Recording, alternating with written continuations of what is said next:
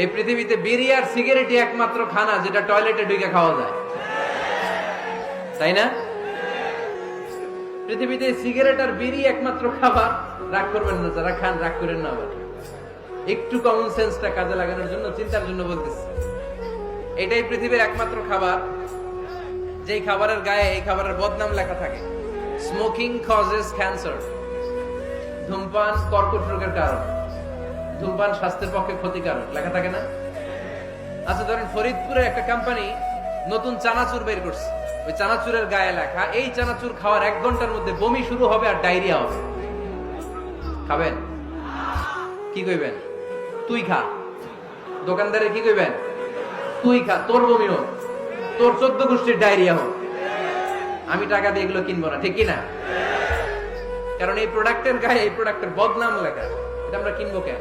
কিন্তু সিগারেটের উপরে সিগারেটের বদনাম লেখা থাকার পরও আমরা খাই, টয়লেটে বসে খাই। এটার মধ্যে একটা পয়জন আছে, এটাকে বলে স্লো পয়জন, নিকোটিন। এটা আপনার লাং, ফুসফুসকে শেষ করে দিবে। Slow poison. সিগারেট খাওয়া অনেকটা আত্মহত্যার শামিল। বিষ খেলে সাথে সাথে মরে, সিগারেট খেলে ধুকে ধুকে মরে। আর সিগারেট থেকে হিরোইন, গাঁজা, ফেন্সিডিল, ইয়াবা, ম্যারিজুয়ানার পথে মানুষ পথ বাড়ায়, পা বাড়ায়, তাই না? এগুলো খাবেন না। ওয়ালা তুলকু আইদিকুম ইলা তাহলুকা। নিজে নিজেকে স্বেচ্ছায় ধ্বংসের দিকে ঠেলে দিও না। জীবনটা অনেক সুন্দর, জীবনটা অনেক রঙিন।